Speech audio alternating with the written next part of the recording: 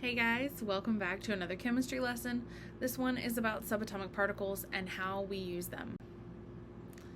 So, first of all, through the work of many different people, we now know that the major subatomic particles are protons, neutrons, and electrons. That is not to say that there aren't other things that are smaller that make these guys up. These are just the main ones. If you go into quantum physics, there's quarks and bosons and leptons and all the things. But the main ones, the big ones that matter for most of chemistry, are the protons, neutrons, and electrons. Now, the most important number for the identity of an atom is the number of protons in the nucleus. The number of protons is what defines the element. And we call this the atomic number, and it is represented by the letter Z. We also see on the periodic table that each element has a unique atomic symbol, which is a 1 or 2 letter abbreviation for the element. It is very important when you are writing about elements that you only capitalize the first letter of the element. Otherwise, you're maybe talking about other things, so keep that in mind. The chemical symbol does not always match up with the English name for the element, so it's really important to use your periodic table as a reference. For example, the element tungsten has the symbol W. There is not a W in tungsten at all, but that's because the name for it, I want to say it's Swedish, but in the original language where it was named, Wolfram. Okay. So gold is Au. That's because the Latin name for it is aurum, A-U-R-U-M. So again, very important that you use your periodic table. It is a reference material for a reason. Use it, because the number of times that I see S written down for sodium when S is actually sulfur, yeah, please use your periodic table. All right, so we have a set number of protons for an element. What we don't have is a set number of neutrons.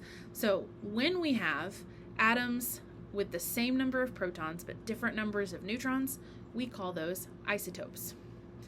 All atoms of a given element have the same number of protons. I'm going to repeat it again. All atoms of a given element have the same number of protons. However, they don't have to have the same number of neutrons. So here in this example, all neon atoms have 10 protons. That's what makes them neon. But they can have 10, 11, or 12 neutrons. So when we have different numbers of neutrons, that gives us a different mass. So you can see here 20, 21, and 22. That's because we have 10 neutrons, 11 neutrons, and 12 neutrons. Right? So the name for these different versions of neon is isotopes. Now, we get our mass from the sum of the neutrons and the protons in an atom. So again, add the number of neutrons plus the number of protons, and that gives us our mass number, which is represented by the letter A. Right? And then X is a generic symbol that we use to represent the chemical symbol. So again, A is the mass number, Z is the atomic number. So there are a couple of different styles of notation that you need to be familiar with using these pieces of information. So the first one looks like this, right? So again, these are generic, but you have your chemical symbol here for whatever the element is. Then you have the mass up top for that specific isotope, and then the atomic number on bottom. You should only ever see whole numbers on top because this is talking about a specific isotope. So it is specifically neon with a mass of 20, or neon with a mass of 21, or neon with a mass of 22, right? So again, mass on top, atomic number on bottom, and then chemical symbol. The bottom number should not change if you're talking about the same element. So 10, 10, 10, because it's a neon and therefore has 10 protons. Right? The second way that we can note our isotopes is using the chemical symbol or chemical name, again, X here, followed by a dash, and then the mass number. So instead of being 20, 10, neon, we can say neon 20. So neon with a mass of 20, or Ne 20. All right, so we saw this earlier, but this entire piece here is the way we can note it. So either one of those is acceptable, just depends on how much you feel like writing. So the relative abundance, or the relative amount of each isotope in a naturally occurring sample of a given element, is roughly constant from sample to sample, and that's because we're talking about such huge numbers of atoms, right? Very statistically significant sample sizes, right? And so we call these percentages natural abundance of the isotope. And so we have this tool, this method called mass spectrometry that allows us to have really accurate measurements that reveal small but significant variations in the natural abundance of isotopes of many elements. So let's talk about mass spectrometry. So essentially, what we have is this vaporized beam of electrons, or of atoms, here. And we have an electron beam that ionizes them. So then they become charged particles. And because they are charged, they are then affected by these electrically charged plates that create an electric field to accelerate them. And then they are also affected by a magnetic field that is created here. So what we get is a beam of particles from the sample. Let's just keep with our neon example. We've got neon that has been vaporized. It's already a gas, so it's a gas. And it's coming through. It gets turned into charged neon, then sped up and shot through this magnetic field that bends the beam. So I want you to take a second and think about, let's say, football, right? We have a running back, right? Guys running with the ball versus a small defender. Let's say it's somebody the size of a kicker, right? Not very muscular, right? When they collide, the kicker is probably going to bounce off pretty far, right?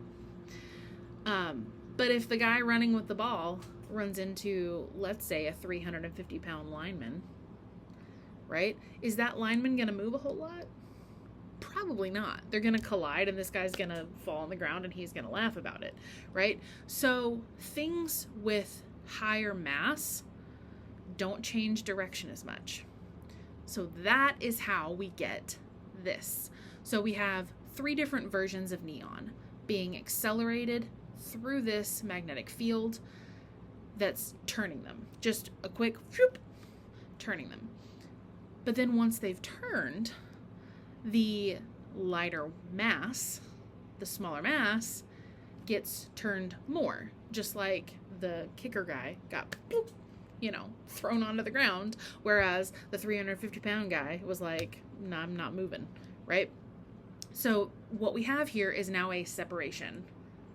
As you can see here, we've got 3 beams, a separation of our 3 different versions of neon. The lighter one will be bent the most, and our heavier one will be bent the least. So because we can now separate them, we can count how many of these we have, how many of these we have, and how many of these we have by how many collisions are happening in the detector. So this is how we count. We are literally counting number of collisions and then calculating a percentage based on that. So what we end up with for neon specifically is the vast majority of neon in any given sample is going to be our lightest version of neon, neon 20. Then we've got about 0.25% that's neon 21, and then nearly 10% that's neon 22. And we would have seen that in the beams, right? The one that got deflected the most was our lightest, and this would have been where most of the neons went. And then hardly any collisions, and then about 10% of the collisions for the heaviest one. All right, so atomic mass is sometimes called atomic weight or the standard atomic weight, and this is located on the periodic table along with the atomic symbol and the atomic number. The atomic mass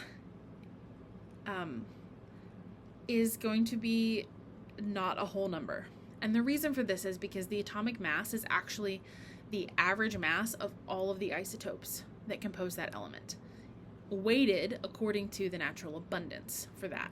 So like for our neon, 90% of our neon was neon 20. So because that was 90% of all of our neon atoms, that should be 90% of where we get the mass from, right? And there is a formula for this. So we take the fraction or the natural abundance of the isotope times the mass of that isotope. We add them all together. So here is an example of this that you could potentially see on an assessment. So naturally occurring chlorine consists of about 75% chlorine 35, which have the mass, this exact mass here, and then about 25% chlorine 37, which has this exact mass here. So between 35 and 37, if we had equal amounts of it, then 36 would be our mass, right? But we don't have equal amounts. We have more 35 than we have of 37. So our average is going to be closer to the 35 than the 37 because we have more of it, right? So mathematically, what we do is we take our 25-ish% as a decimal, don't forget to put it as a decimal, times the mass of that isotope, then our 75-ish% as a decimal times that mass, and then we're going to add those pieces together. And so in this case, we get 35.45 atomic mass units, which is the number that you will see on the periodic table. Again, we said it's going to be closer to 35 because we have more chlorine 35 than chlorine 37. So you can see that here. Right? Another thing that you need to be aware of is that our electrons are flying around the outside of our atom. Sometimes they go away, or sometimes we get extra. So the number of electrons in a neutral atom is equal to our number of protons. Positives plus negatives have to equal 0, right? If it's neutral. However, in a chemical change, sometimes we can gain or lose electrons. And what we get when we have a charged particle is called an ion. And they have specific names. Positively charged ions like sodium plus are called cations. I know that looks like cations. It is not cations. It is cations. Think cat, right? Cations. And then negatively charged ions like fluorine minus are anions. And just some helpful information for you. Generally speaking, column 1A gives us 1 plus ions, 2A gives us 2 plus ions, then 7A 1 minus ions, and 2 minus ions in the 6A column. You'll notice there are not set charges for the other things in here. That's because they're not set and they're variable. So we'll get more into that later.